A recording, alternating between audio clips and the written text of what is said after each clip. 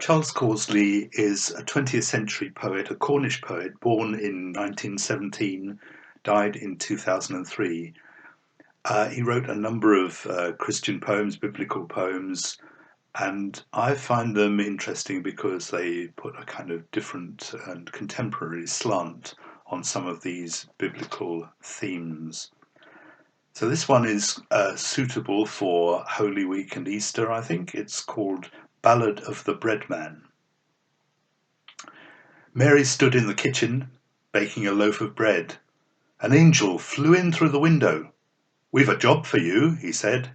God in his big gold heaven, sitting in his big blue chair, wanted a mother for his little son. Suddenly saw you there. Mary shook and trembled. "It isn't true what you say."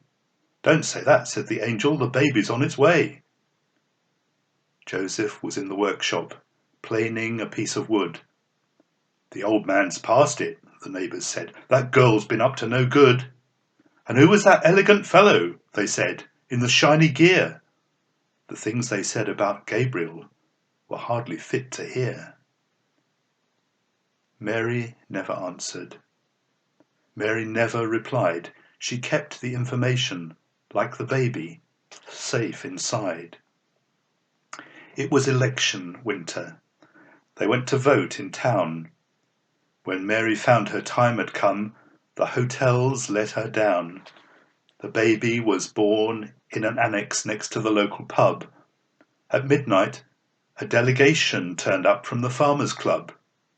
They talked about an explosion that made a hole in the sky.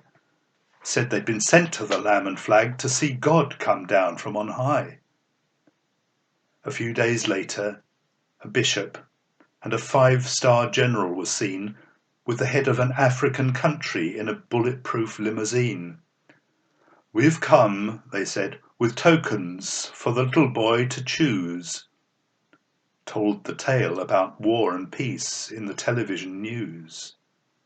After them came the soldiers with rifle and bomb and gun, looking for enemies of the state.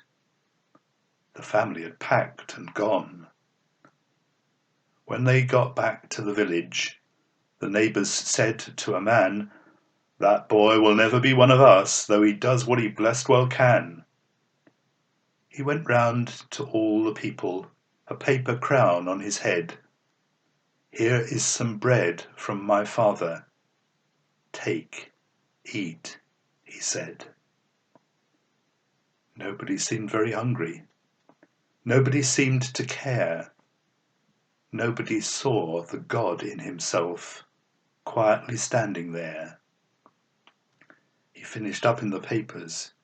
He came to a very bad end. He was charged with bringing the living to life. No man was that prisoner's friend. There's only one kind of punishment to fit that kind of crime. They rigged a trial and shot him dead. They were only just in time. They lifted the young man by the leg. They lifted him by the arm. They locked him in a cathedral in case he came to harm. They stored him safe as water under 7 rocks.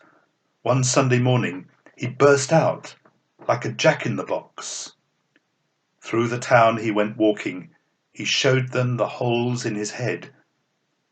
"Now do you want any loaves?" he cried. "Not today," they said.